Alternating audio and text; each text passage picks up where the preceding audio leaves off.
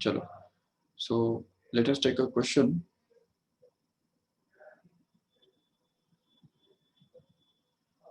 एक सिंपल सा क्वेश्चन ले लो. Wait.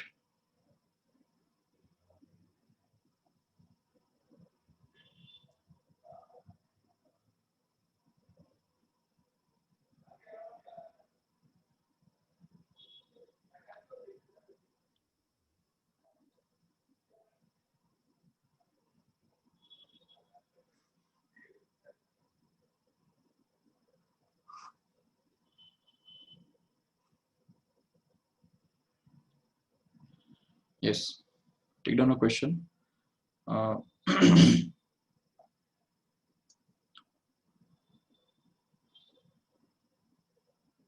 A fan rotates with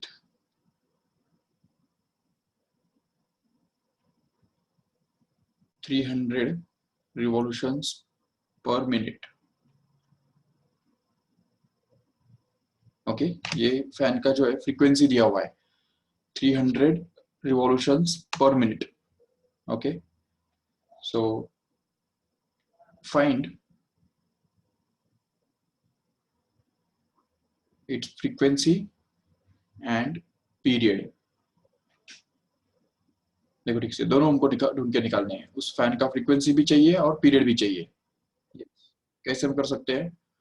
तो देखो, उसके लिए सिंपल सा टेक्निक ये है कि 300 frequency is given to be 300 revolutions per minute, मतलब रिवॉल्यूशन अपॉन मिनट. इस तरह से उसको लिख सकते हैं. And this can be written as, because we know that 1 minute consists of 60 seconds, so we can say that this will be actually 300 revolutions per 60 seconds. Correct है? तो ये इस तरह से हम इसको लिख सकते हैं. और इसको अगर डिवाइड करेंगे तो हमको मिलेगा 5 revolutions per second. बराबर. उसको रिवॉल्यूशन पर सेकेंड को आरपीएस भी बोल सकते हैं, और रिवॉल्यूशन पर सेकेंड को ही हर्ट्ज बोला जाता है. Hertz, remember.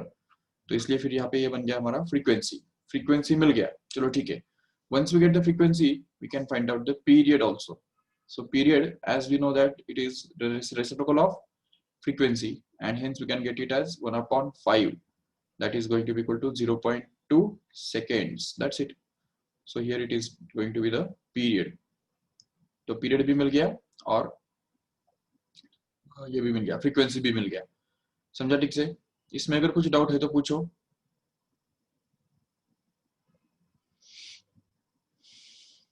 It's a very simple question to understand. Okay, take down another question. See here.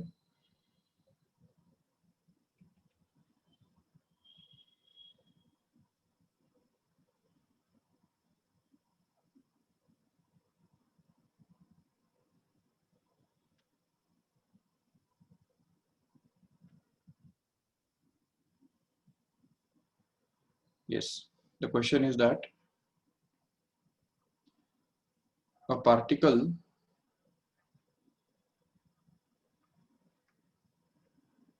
completes 1/8 of revolution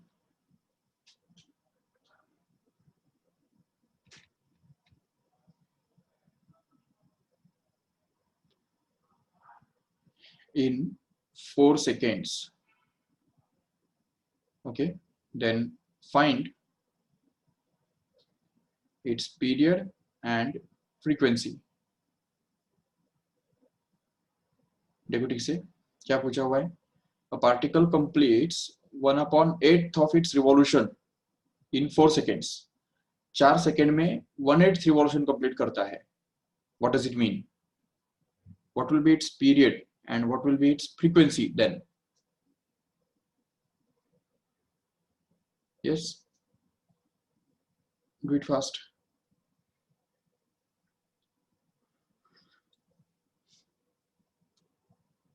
See here, we can say that if the particle completes 1/8 of its revolution in 4 seconds, right? What does it mean? 1/8 of revolution का मतलब क्या होता है, बताओ मेरे को। 1/8 of revolution का मतलब होगा, देखो पूरा रिवॉल्यूशन जो होता है, तो पूरा revolution consists of 360 degree angle you can say, और 2 पाई रेडियन एंगल, करेक्ट है। चलो ठीक है, अभी अगर पूरा जो रिवॉल्यूशन है उसको अगर हम 4 पार्ट्स में अगर डिवाइड करते हैं, ये देखो इस तरह से हमने इसको 4 इक्वल पार्ट्स में डिवाइड कर दिया है, देखो इस तरह से, ठीक है। So every part will be suppose to be the 1/4 part of its revolution, correct है, ऐसा बोल सकते हैं आराम से, ठीक है। Every quadrant will be called as the 1/4 part of its revolution. Okay, if we divide this all these parts still further in 2 different parts each, हर एक को अगर हम और इक्वल पार्ट्स में, दो इक्वल पार्ट्स में अगर डिवाइड कर देंगे, देखो इस तरह से, ये ऐसे। अभी इस केस में क्या हो गया, देखो ठीक से कि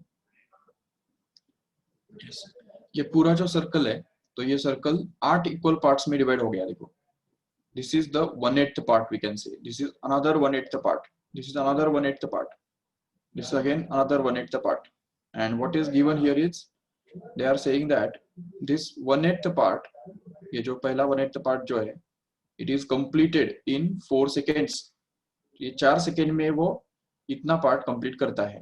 तो सीधी बात है, देखो अब वो पूरा रिवॉल्यूशन जो है वो कभी कंप्लीट करेगा, कितने सेकेंड में कंप्लीट करेगा, समझ सकते हैं आराम से। ये 4 सेकंड में ये 1/8 पार्ट कंप्लीट किया, फिर से 4 सेकंड में 1/8 पार्ट कंप्लीट करेगा, मतलब 2/8 हो गया, फिर 4 सेकंड, ऐसे अगर 4 सेकंड हर एक 1/8 पार्ट अगर कंप्लीट करता जाए, तो टोटल उसको पूरा रिवॉल्यूशन कंप्लीट करने के लिए कितना टाइम लगेगा। तो period of revolution t will actually be equal to 4 seconds multiplied by 8, that is going to be 32 seconds, correct, ठीक है ना। 32 seconds, this is going to be the time taken by the particle to complete one full revolution, right? And then if you want to find out the frequency, तो frequency कैसे निकालेंगे, yes, तो frequency निकालना पड़ेगा हमको, n is equal to 1/t, correct है, 1/t मतलब ही 1 period, तो 1/32 अगर कर देंगे तो इससे हमको ये frequency मिल जाएगा उसका, बस बिल्कुल। so 1/32 मतलब कितना होता है, तो हम ढूंढ सकते हैं आराम से by using the calculator or using the log tables, no problem.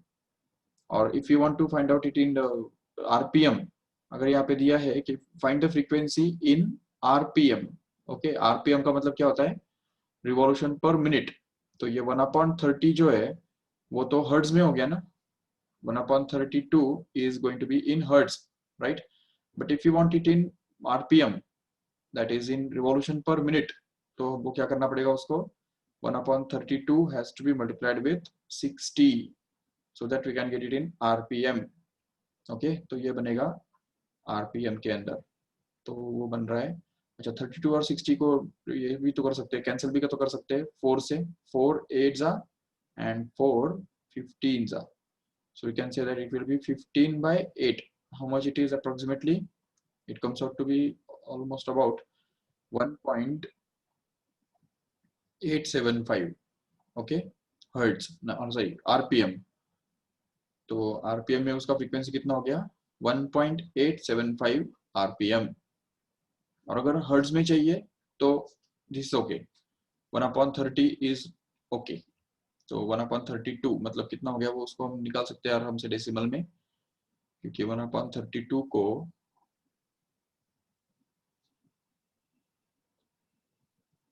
32 से अगर हम 32 से अगर 1 को डिवाइड करेंगे तो वो 0.034 ऐसा कुछ तो भी आ जाएगा, या 334 ऐसा कुछ तो भी आ जाएगा, ठीक है। This will be in hertz, no problem, okay. So this is actually going to be the final result, okay.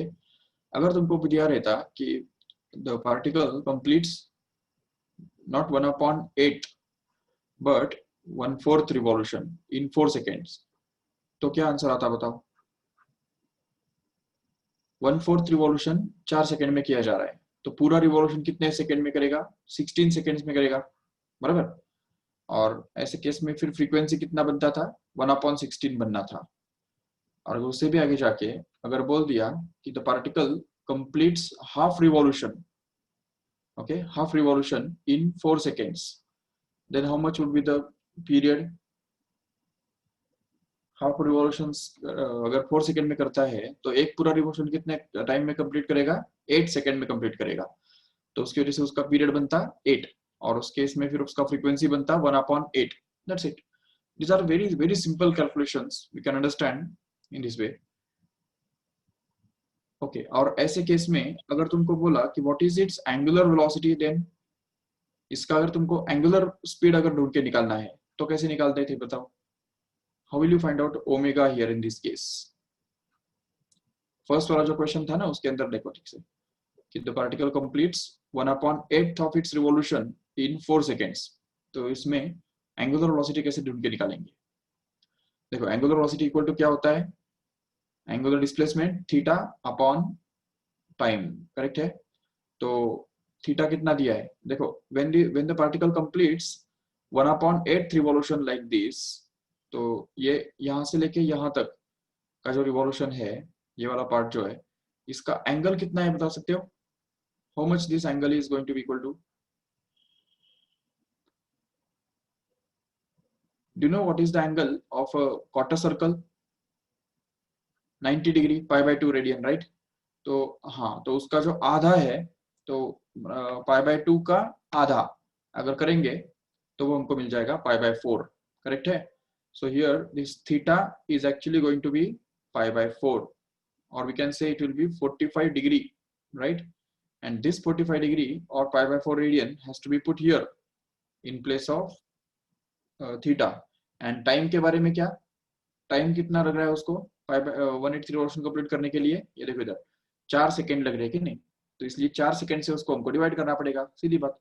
तो ये 4 सेकंड से डिवाइड करेंगे तो हमको उसका एंगुलर वेलोसिटी मिल जाएगा, that is π/16 radian per second, correct है? So in this way we can get the angular velocity. Even we can get the angular velocity by another method. एक दूसरा मेथड से भी हम उसका एंगुलर वेलोसिटी डिराइव कर सकते हैं। देखो कैसे, क्योंकि हमको पता है कि अगर ये 1/8 रिवॉल्यूशन कंप्लीट करता है 4 सेकंड के अंदर, बराबर, तो पूरा रिवॉल्यूशन कितने सेकंड के अंदर कंप्लीट करेगा? तो वो उसको तो पीरियड बोलते हैं ना, पीरियड। ये देखो पीरियड कितना है, 32 सेकेंड्स है। तो पूरा रिवॉल्यूशन वो 32 सेकेंड्स में कंप्लीट करता है, और पूरे रिवॉल्यूशन में एंगल कितना डिस्क्राइब होता है, 2π रेडियन कितना एंगल डिस्क्राइब होता है। तो 2π divided by 32 will also give the same result, that is π/16, that's it. So here is going to be the answer, π/16 radian per second, which is already there here, right? So दोनों तरफ से हमको same ही answer मिल रहा है, no doubt.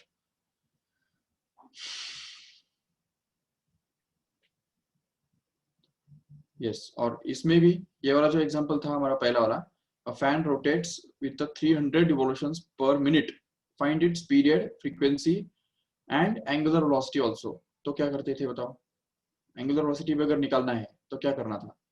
तो उसके लिए फिर से हमको फॉर्मूला हमारे पास है omega, that is angular velocity of the particle performing uniform circular motion is always given by the formula 2π/t, correct है?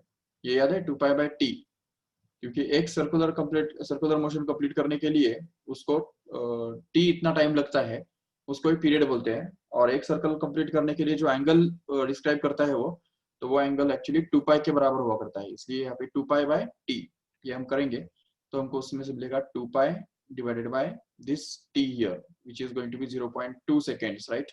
So if you put it here, then we get this 0.2 and simplify this further and get the angular velocity of this particle to be simply, so देखो 2 ones are and 2 0.1s are, so 1/0.1 into pi, which happens to be actually 10 pi, right?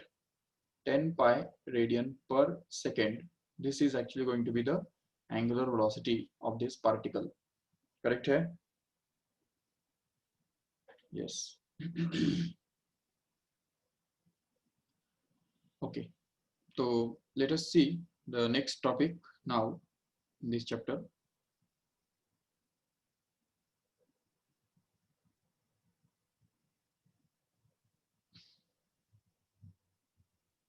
Yes.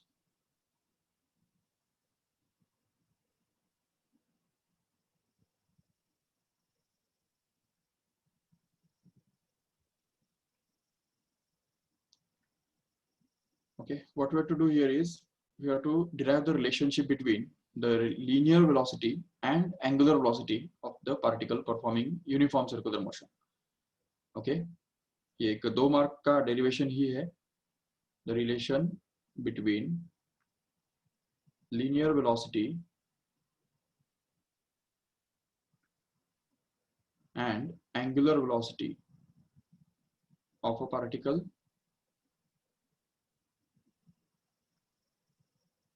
in uniform circular motion. Okay, तो देखो ठीक से यहाँ पे this is the heading, right? Okay, how will you get the relationship between the linear velocity and angular velocity of the particle performing UCM? Okay, तो देखो ठीक से, अगर ये पार्टिकल हम कंसीडर करते हैं कि वो UCM परफॉर्म कर रहा है, मतलब इस सर्कल के अलार्म घूम रहा है, तो ऐसे घूमने वाले पार्टिकल को लीनियर वेलोसिटी होता है या नहीं होता है? क्या समझते हो?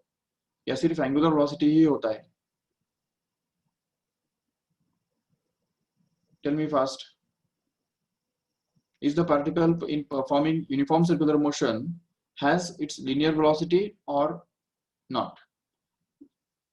सर्कुलर मोशन वाले पार्टिकल को लीनियर वेलोसिटी होता है या नहीं होता है? देखो ठीक से, एक सिंपल सा एग्जांपल लेके हम एक्सप्लेन कर सकते हैं इसको. अगर मान लो एक स्टोन यहाँ पे खड़ा है और उसका जो वो इस तरह से वो जा रहा है, इस सर्कल से के अलाउंग घूम रहा है, नो डाउट इस सर्कल के अलाउंग वो घुमाया जा रहा है, ठीक है, एक स्ट्रिंग को यूज करके, ठीक है, ये स्ट्रिंग बीच में बंधा हुआ है. ओके, तो क्या होगा ना कि अगर यहाँ पे ए पॉइंट पे जब वो था उस समय अगर स्ट्रिंग टूट जाता है, मान लो यहाँ पे अगर स्ट्रिंग टूट जाता है, तो ये पार्टिकल जो है या स्टोन जो है वो कौन सी डायरेक्शन में मूव करेगा पता है तुमको?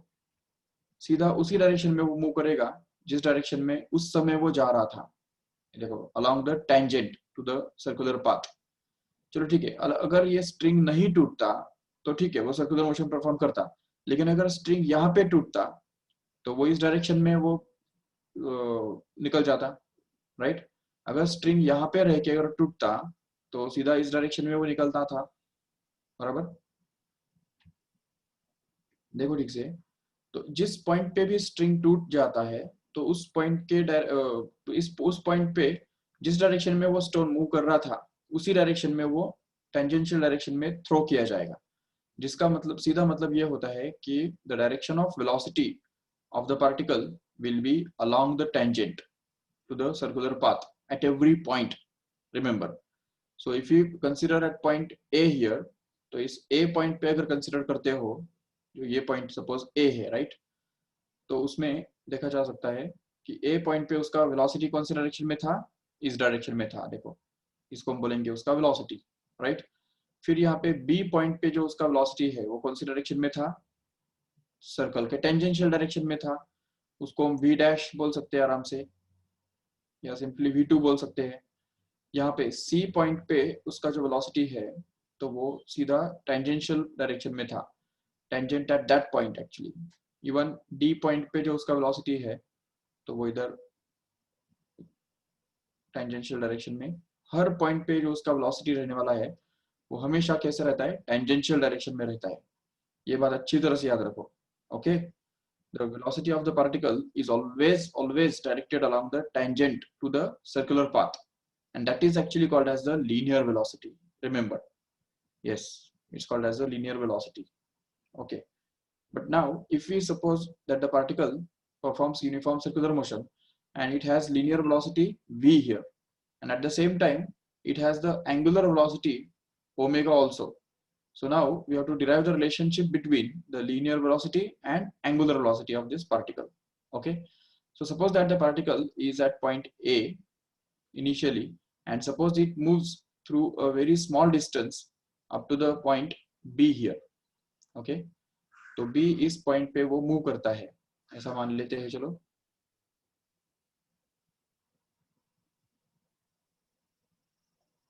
yes, suppose this is the point A, and this radius of this particle at this point here is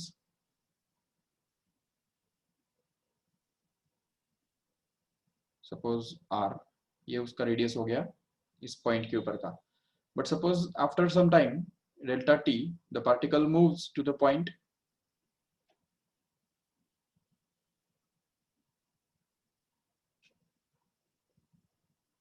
b here, suppose, ठीक है, b पॉइंट पे वो मूव कर लेता है, और सपोज कि उस टाइम के अंदर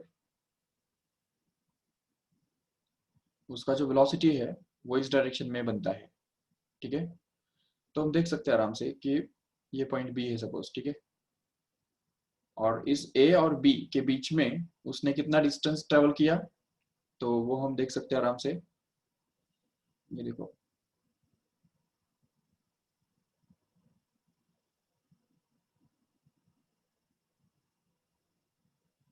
okay, this is the point b here, and the angular displacement of the particle in this duration is going to be delta theta, suppose, ठीक है, and suppose the distance traveled from a to b is going to be delta s, okay, delta s। तो अब यहाँ पे देखो, we want to find out the relationship between linear velocity and angular velocity, right? So what is the linear velocity defined as? Linear velocity is equal to the rate of change of angular rate of change of displacement, correct है। तो linear velocity निकालने के लिए हम क्या करते हैं, जो हमने लास्ट टाइम भी देखा था कि डेल्टा एस मतलब change in displacement, and that is divided by delta T, that is the time interval, and we have to take the limit of this interval delta t as this delta t tends to 0। तो ये पूरे ratio का हमको limit निकालना होता है, जो delta T tends to 0 इस तरह से। तो मतलब हमको ये डेल्टा टी टेंड्स टू 0 क्यों करना जरूरी है, क्योंकि हम जानते हैं कि in order to get the exact velocity at a particular point, instantaneous velocity मिलने के लिए हमको यहाँ पे delta S upon delta T ये लेना पड़ेगा, करेक्ट है। चलो ठीक है, this is the definition of linear velocity, we can call it as v, okay. Now if we talk about the angular velocity, how the angular velocity is defined? See here, angular velocity is actually defined as the rate of change of angular displacement। तो अब यहाँ पे देखो, delta T इतने time के अंदर कितना angular displacement हुआ है, तो डेल्टा थीटा इतना एंगुलर डिस्प्लेसमेंट हुआ है, राइट। तो इसलिए फिर एंगुलर वेलोसिटी कैसे निकालना पड़ेगा हमको, तो वो बनेगा delta theta upon delta T, but once again we will have to take the limit of this ratio as delta t tends to 0, right? So in this way, this ratio will give us this angular velocity, that is omega, okay। Now we'll see the relationship between this linear velocity and angular velocity। तो ये relation मिलने के लिए हमको यहाँ पे delta s और इस डेल्टा थीटा इन दोनों के बीच में रिलेशनशिप डिराइव करना पड़ेगा, करेक्ट है। So we already know that the angle is defined as the arc upon radius, correct है। एंगल का डेफिनेशन ही होता है arc upon radius। तो अगर हम ये यूज करेंगे यहाँ पे, तो हमको मिलता है angle, how much is this angle here, it is delta theta, right? So it is going to be delta theta, and that is to be divided that is to be obtained to be arc upon radius। अब देखो यहाँ पे, since this delta t is approaching towards 0, it is going to be very very small। So in that case, it doesn't matter whether this arc is straight or curved। तो ये arc जो है वो arc को हम delta S बोल सकते हैं, और जो डिस्टेंस ट्रेवल्ड है या डिस्प्लेसमेंट है जो कि स्ट्रेट डिस्टेंस होता है जिसको हम कॉर्ड बोलते हैं, तो वो कॉर्ड भी उतना ही हुआ करता है। देखो ठीक से, ये सपोज ए और बी को ज्वाइन करने वाला जो कॉर्ड है, ये कॉर्ड हो गया, राइट। और ए और बी के बीच में जो आर्क है, ये हो गया आर्क, राइट। तो आर्क में ये देखो, ये आर्क है और ये कॉर्ड है, फर्क दिख रहा है दोनों के बीच में, ठीक है। तो आर्क और कॉर्ड के बीच में फर्क तो रहेगा, नो डाउट, जरूर। लेकिन जैसे जैसे ये डेल्टा टी का वैल्यू छोटा होता जाएगा, तो वैसे वैसे हम देख सकते हैं आराम से कि this angle will become very very small, and the arc in front of that angle can become more and more close to the chord, and that's why there will be no difference between chord and arc in case when this delta will be sufficiently small। and that's why in that case we can take this arc के बदले हम यहाँ पे क्या लिख सकते हैं, delta s लिख सकते हैं, और रेडियस तो r है ही ऑलरेडी। तो इसलिए इसको अगर हम डेल्टा s को अगर इस तरफ, r को अगर उस तरफ शिफ्ट कर देंगे, तो हमको मिल जाएगा r into delta theta, correct है। So this is the value of delta s in terms of delta theta. Now if you put this value of delta s is equal to r into delta theta in this equation number 1, ये equation number 1 के अंदर अगर इसको हम डाल देंगे तो देखो क्या होगा, तो हमको मिलेगा linear velocity v which is defined as limit as delta t tends to 0 of this delta s upon delta t था वो, लेकिन डेल्टा s के बदले क्या आ गया यहाँ पे r into delta theta upon delta t as it is, correct है, नो डाउट। अभी इसके भी आगे जाके अगर हम ये देखेंगे इसको तो r जो है इट्स अ कांस्टेंट, राइट, यहाँ पे r कांस्टेंट है, तो it can be taken out from this limit sign and hence we can just separate this out and get this as v is equal to r which is a constant which can be taken out into the limit of bracket में यहाँ पे आ जाएगा limit of as delta t tends to 0 of what is left inside the bracket, it is delta theta upon delta t, but as we know here that delta theta is the angular displacement and delta t is going to be the time interval, and we know already that the angular displacement upon time and the limit of this whole ratio as delta t tends to 0 is actually called as the instantaneous angular velocity, and that's why we can just replace it by that. तो यहाँ पे अगर हम लिखेंगे limit as delta t tends to 0 of delta theta upon delta t is actually going to be omega which is called as the angular velocity. तो अगर वो हम रिप्लेस कर देंगे यहाँ पे तो हमको मिलेगा v is equal to r omega, which is simply the relationship between the linear velocity and angular velocity of a particle in circular motion, uniform circular motion. Okay, तो uniform circular motion के अंदर velocity, linear velocity equal to क्या होता है, radius into angular velocity के बराबर हुआ करता है। simply इसलिए क्योंकि velocity जो है, velocity equal to displacement upon time होता है, और angular velocity equal to क्या होता है, एंगुलर वेलोसिटी जिसको हम ओमेगा डिनोट करते हैं, तो वो एक्चुअली एंगल अपॉन टाइम हुआ करता है, बराबर है। और डिस्प्लेसमेंट यहाँ पे जो है वो आर्क के बराबर बनता है, और एंगल जो है angle is equal to arc upon radius होता है।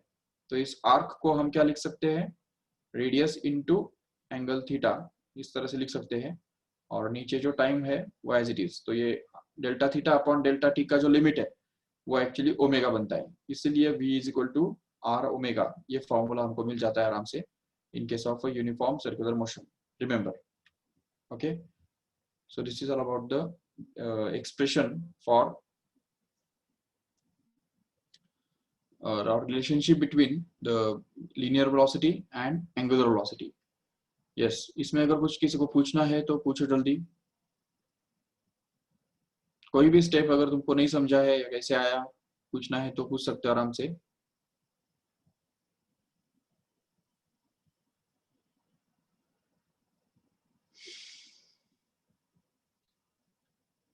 Yes, you can just unmute yourself and ask any doubt if you have.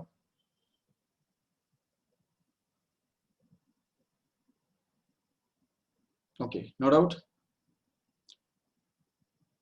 So let us see some questions based on this.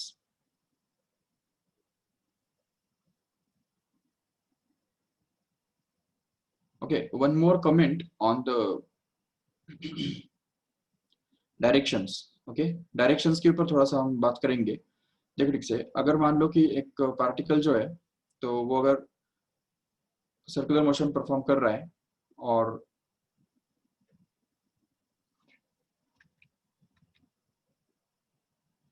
ये सर्कुलर मोशन को perform कर रहा है, और suppose कि इस ए पॉइंट पे वो स्टार्ट करता है, ओके, ए पॉइंट पे स्टार्ट करता है। तो अभी देखो टेंजेंशियल डायरेक्शन में उसका जो लीनियर वेलोसिटी जो है तो वो कौन सी डायरेक्शन में रहेगा, हमको पता है already, it is in the direction of tangent, right. So this is the direction of linear velocity of the particle, right. Yes, and radius कौन सी डायरेक्शन में है वो हम देख सकते हैं, ये देखो this is the direction of radius of this particle, radius vector we can say, okay. And angular velocity कौन सी डायरेक्शन में होता है तो वो भी हमको पता है already, it is directed outwards into the from the plane of the paper if the particle is revolving in the clockwise direction. Okay ये भी हमको अच्छी तरह समझना है कि अगर मान लो कोई भी पार्टिकल जो है तो वो अगर सर्कुलर मोशन परफॉर्म कर रहा है तो उस केस में उसका जो एंगुलर वेलोसिटी होता है, ये देखो, suppose it is performing a circular motion in a horizontal plane like this, right? So in that case its linear velocity will be directed along the tangent to the circle, which is directed in the inward direction like this.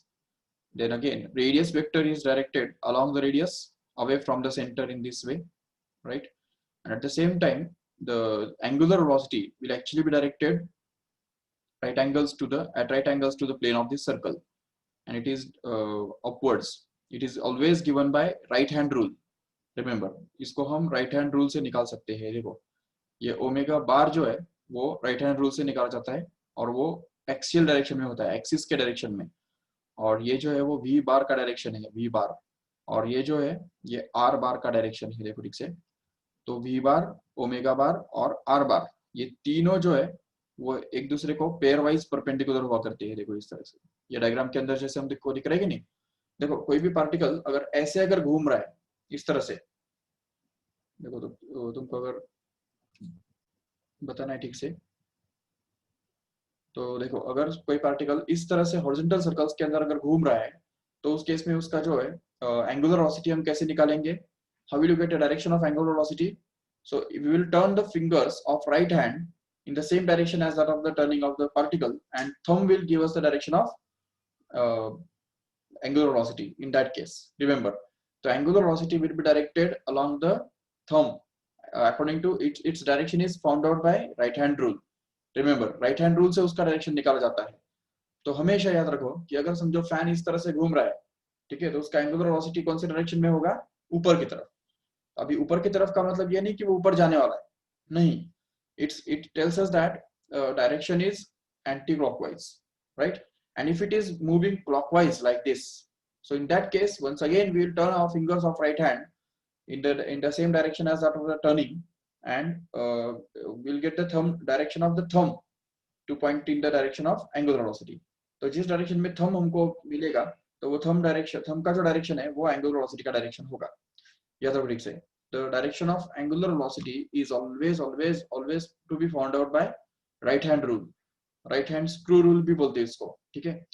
If we turn our fingers of right hand in the direction of sense of rotation of the particle, then automatically thumb will give us the direction of angular velocity. So this is the technique to find out the direction of angular velocity. Remember. Okay. Yes. So this is the angular velocity. Now we will see all these three quantities to be directed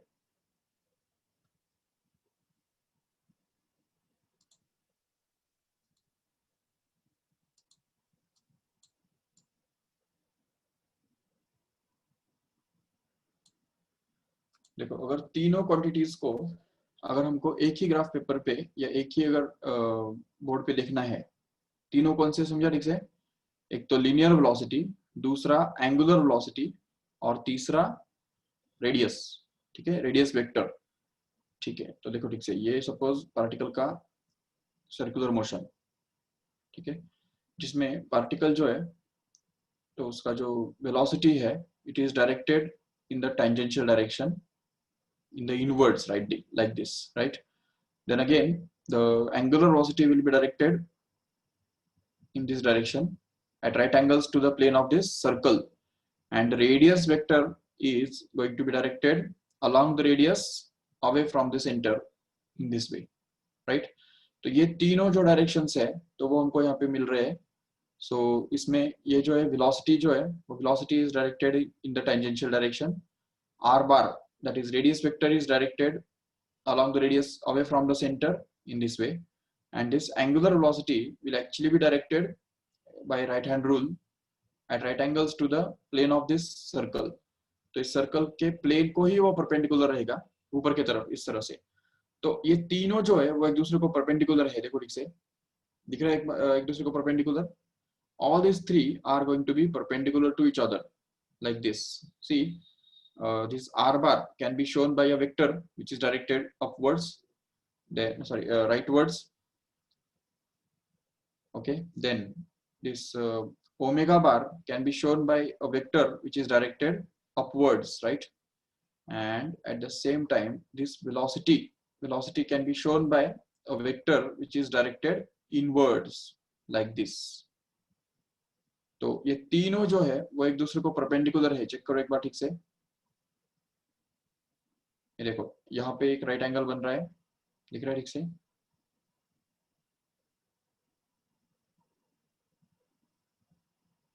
yes, then again यहाँ पे एक right angle बन रहा है. Okay, और इन दोनों के बीच में भी राइट एंगल है. ये देखो, these two are also at right angles only. ठीक है, जो है ये प्लेन में है, हॉरिजॉन्टल प्लेन में है. कौन कौन समझा ठीक से? एक तो ये आर बार और वी बार, ये दोनों जो है वो एक ही प्लेन में है, हॉरिजॉन्टल प्लेन में है. और ओमेगा बार जो है वो इन दोनों को परपेंडिकुलर है. और इसकी वजह से हम देख सकते हैं आराम से कि इफ वी टर्न और fingers of right hand from omega bar to v bar, then we can get the direction of omega bar to r bar, then we can get the direction of v bar. करके देखो, अगर omega बार से हम fingers turn करेंगे r बार की तरफ तो हमको v बार मिलेगा. इसीलिए ये जो v बार है, तो v bar is actually expressed as the cross product of omega bar and r bar. अभी देखो, हमने v is equal to r into omega होता है, ये तो ऑलरेडी प्रूव कर लिया है. ठीक है, but if we see it in the vector form, तो वेक्टर फॉर्म में ये इक्वेशन कैसे दिखा देता है? तो v bar is equal to omega bar cross r bar. This is the vector form of the equation और relationship between linear velocity and angular velocity. Remember correctly? So linear velocity and angular velocity will be related to each other by this vector relationship. And this is simply the relationship between their magnitudes or scalar relationship we can say. Okay, so v is equal to r omega is expressed in vector form in this way. Getting it? तो ये तीनों की जो directions है तो वो हमको इसमें से मिल रहे हैं आराम से. So all these three are just perpendicular to each other. Okay, अच्छा, ये समझा है कि सबको ठीक से? अगर कुछ इसमें डिफिकल्टी है या डाउट है वो तो बताओ जल्दी.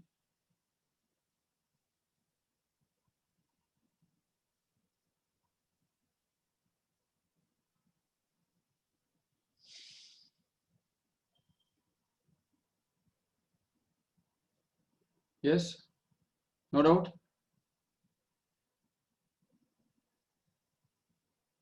Okay, so let us see the questions based on this. तो कुछ questions हम करेंगे फटाफट अभी. तो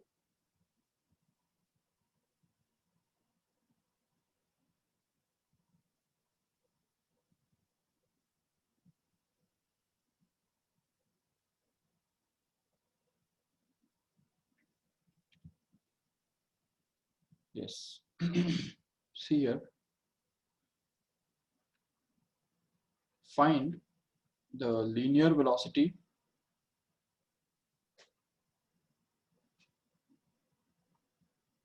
of a second hand of a clock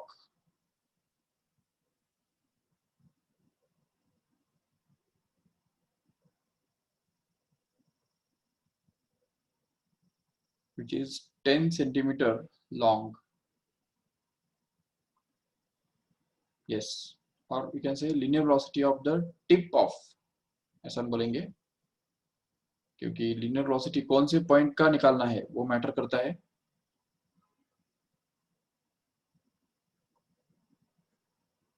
Yes, okay, find the linear velocity of tip of the second hand of a clock 10 centimeter long. अगर कोई second hand जो है वो 10 सेंटीमीटर लंबा है तो उसके टिप पॉइंट का लीनियर वेलोसिटी कैसे ढूंढ के निकालेंगे? देखो ठीक से, उसके लिए हमको क्या चाहिए, पहले हमको v is equal to R omega use करना पड़ेगा, करेक्ट है? तो ठीक है, v is equal to R omega तो हमको यूज करना है, बट ओमेगा उसका पता है क्या हमको? What is omega for second hand? Omega के लिए क्या फॉर्मूला है हमारे पास? ओमेगा के लिए रेडीमेड फॉर्मूला है हमारे पास 2 pi by capital T, correct है? That is 2 pi by period. तो उसके लिए हमको लेकिन पीरियड पता होना जरूरी है कि नहीं सेकेंड हैंड का? तो वो तो भी पता है क्या हमको? बिल्कुल पता है। Second hand completes its full revolution in 60 seconds or in 1 minute, we can say. So we can say that period of this second hand is always given by 60 seconds, right?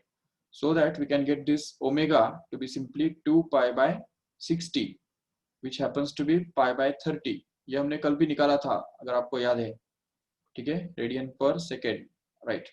And then again, if we use this here in this formula, v equal to r omega, then we can be able to find out this velocity v, which is going to be r into omega, where r stands for 10 centimeter, but centimeter can be converted into meter by multiplying it by 10 raised to minus 2. Don't forget that. And that is to be multiplied with omega, which is pi by 30 here, right? So just simplify this further and get it as 0 और ये 0 cancel, और बाकी क्या बचा? तो देखो यहाँ पे pi by 3 into 10 raise to minus 2, which happens to be pi. Pi मतलब कितना? 3.14, तो ये 3.14 divided by 3 and that is to be multiplied with 10 raise to minus 2 metre per second, okay? अच्छा, इसको अगर हम सिंप्लीफाई करेंगे आगे तो हमको क्या मिलेगा? देखो, तो वो हमको मिल रहा है 3 1 जा, and this is 3 1.0 and 4 approximately, and then 6 also. Okay, so we can get this as 1.046 into 10 raised to minus 2 meter per second. So what is the linear velocity of the particle tip point of the second hand of a clock, 10 centimeter long? It is going to be 1.01046 into 10 raised to minus 2 meter per second. If you want to find out it in centimeter per second, then this 10 raised to minus 2 meter becomes centimeter. We can got it as velocity v is equal to 1.046 centimeter per second. No problem. So this is going to be the final answer. समझा क्या ठीक से? Okay. Let us take down the next.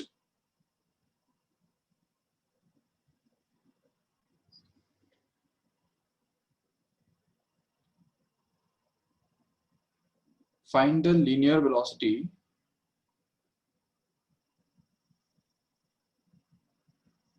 of tip of a fan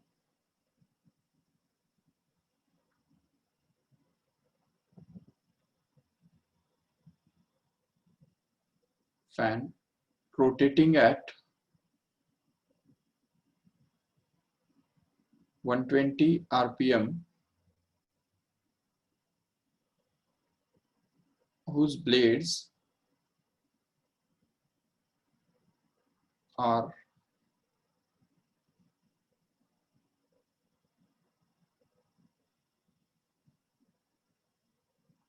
80 centimeter long. देखो ठीक से, we want to find out the linear velocity of the tip of a fan which is rotating at 120 rpm and whose blades are 80 centimeter long. So यहाँ पे देखो, fan का जो blades है, तो ये समझो फैन है और ये तीनों उसके ब्लेड्स है और वो घूम रहे हैं। तो ये टिप पॉइंट जो होता है ना, देखो ये सपोज टिप पॉइंट होगा, तो वो टिप पॉइंट इस तरह से घूमेगा कि नहीं? जरूर, तो ऐसे घूमेगा वो। तो उसका जो लीनियर वेलोसिटी है, तो वो निकालने के लिए हमको क्या करना पड़ेगा? तो उसका जो लीनियर वेलोसिटी निकालने के लिए उसका रेडियस हमको चाहिए, तो रेडियस माना ही उसका लेंथ है ना, जो कि 80 सेंटीमीटर दिया हुआ है। तो we can take this 80 centimetre, that is the length of the blade, to be the radius of circular orbit of tip point here, that is 80 centimeter, which happens to be actually 0.8 meter. See because we can multiply it by 10⁻²। और centimetre को metre में कैसे convert करते पता है तुमको? तो 80/100 and this is in metre. Okay, तो मीटर में हमको कन्वर्ट करना है उसको, तो वो एक्चुअली बन जाएगा 0.8 मीटर। ठीक है, तो ये रेडियस तो मिल गया, चलो ठीक है। But what is this 120 RPM given here? ये 120 आरपीएम जो है वो क्या है यहाँ पे? It is frequency, remember. So frequency is given to be actually 120 revolutions per minute. But as we know that this 120 revolution per minute, तो उसको हम लिख सकते हैं 120 revolutions per minute, and minute मतलब 60 seconds, राइट है? तो इसको हम रिड्यूस करके 61 जा 62 जा, so we can get it as 2 revolutions per second, and revolution per second मतलब ही क्या? Hertz. So we can say that the frequency here is going to be 2 hertz, right? And from this only we can find out the omega. Omega equal to क्या होता है? Omega मतलब angular velocity का formula क्या है यहाँ पे? It is 2 pi n. If you remember, we have proved this formula for angular velocity. So if you use it here, then we get this as 2 pi into n, where n stands for frequency, which is going to be 2 here. So if you put it here, then we get this as a 4 pi radian per second. Yes. So angular velocity तो हमको मिल गया, चलो ठीक है। Once we get angular velocity, we can find out linear velocity as well. So linear velocity v is actually going to be r into omega, where r is already going to be there, that is 0.8 meter. So put it here and multiply it by omega, where omega is going to be 4 pi radian per second. So if you multiply all these three together, then 8 into 4 is 32, right? So it will be actually 3.2 and into pi. Pi का मतलब होता है 3.14, and hence we can just get this answer 3.2 into 3.14 कर सकते हो आराम से calculator पे या लॉग टेबल से। It will come out to be 9 point something. Yes, 9 point something है कि नहीं? तो करो जल्दी, and that will be in the meter per second. That is going to be the linear velocity of that fan. Okay, so in this way we have found out the linear velocity of a fan if its length is given. तो linear velocity निकालने के लिए हमको क्या चाहिए? Length चाहिए, बिल्कुल। अच्छा, अभी थोड़ा सा अलग टाइप के क्वेश्चंस करेंगे, देखो ठीक से।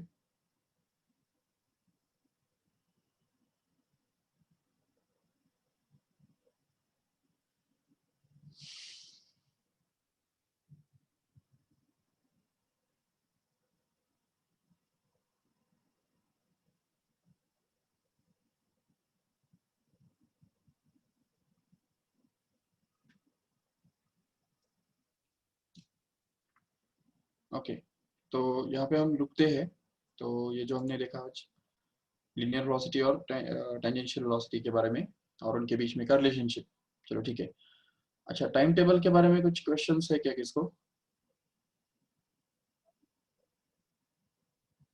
ओके, टाइम टेबल के बारे में कल दीपक सर ने आपको अनाउंस किया रहेगा मे बी।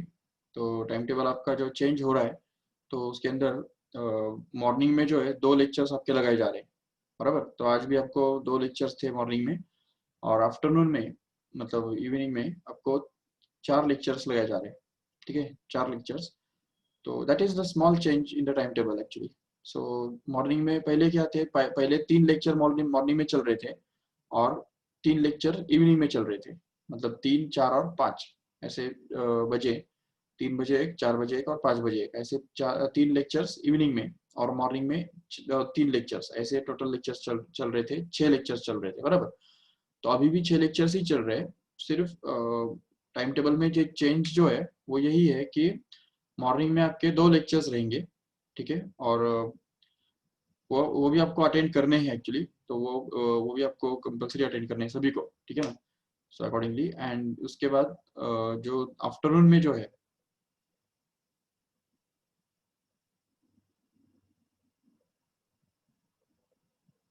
सर फिजिक्स का सिलेबस डिस्कस किया आपने? I joined late cause of NEET issue, JEE NEET के लिए। ओके ओके, नहीं ये लेक्चर एक्चुअली जेईई नीट का नहीं था, ठीक है? जेई नीट का जो लेक्चर है वो 6 बजे रहने वाला है। ठीक है, 6 बजे, मतलब अभी जैसे कल आपका, मतलब रोज आपके जो है ना जो लेक्चर रहेंगे मॉर्निंग में, जो दो लेक्चर्स रहेंगे, दो लेक्चर्स वो एक्चुअली आपके रेगुलर के रहेंगे, बोर्ड के, हाँ, राइट। और वो सबके लिए कंपलसरी है, याद रखिए से। और उसके बाद दूसरा जो है इवनिंग में जो लेक्चर्स रहेंगे, तो 3, 4, 5 और 6 टाइम को, ये टाइम को रहेंगे वो।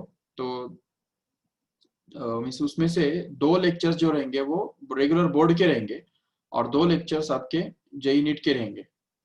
ऐसा समझ में ठीक से? तो जैसे कल कल तो एक ही लेक्चर आपका नीट का था जो कि राधा मैम ने लिया। तो आज आपके दो लेक्चर्स जेई नीट के रहने वाले हैं, जो कि मेरा एक्चुअली 6 बजे जेई नीट का ही लेक्चर रहने वाला है। ठीक है, फिर से। तो एक्चुअली ये चेंज, यही चेंज है, छोटा चेंज है।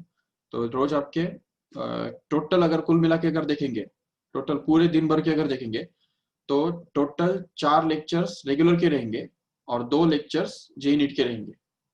ओके, समझ में आया ठीक से? तो सवेरे के 2 रेगुलर के बोर्ड के, फिर आफ्टरनून में भी 2 रेगुलर के और प्लस 2 जेई नीट के रहेंगे। ओके, और जेई नीट के जो लेक्चर्स है उसके अंदर मोस्ट प्रोबेबली वही सिलेबस कंटिन्यू होगा जो आपका चल रहे टॉपिक्स। जैसा अगर सपोज मेरा अगर मोशन इन प्लेन अगर खत्म हो जाता है, तो उसके बाद नेक्स्ट जो है वो मैं मोशन इन प्लेन के जो एमसीक्यूज और जेई नीट के लेक्चर्स कंटिन्यू करूंगा। ठीक है, जो चैप्टर हो गए हैं उनके ऊपर ही जेई नीट के लेक्चर्स लगाए जाएंगे। Yes, yes, yes. Radha ma'am said you will tell about the physics syllabus of JEET. Yes, yes. I will tell the syllabus of physics about JEE NEET in the my lecture for JEE NEET, which is scheduled at 6 o'clock. Okay. तो वो time table में मैं अभी update कर रहा हूँ। Actually वो Dnyaneshwar sir का लेक्चर एक्चुअली आज का कैंसिल हो गया, इसलिए मैंने मेरा लेक्चर जो रेगुलर का है वो 6 बजे का जो लेक्चर था मेरा, वो मैं 3 बजे अभी लगा रहा हूँ, और 6 बजे मेरा वापस जेई नीट का लेक्चर रहने वाला है। ठीक है, चलो ठीक है। Yes, so okay, thank you all of you, bye bye.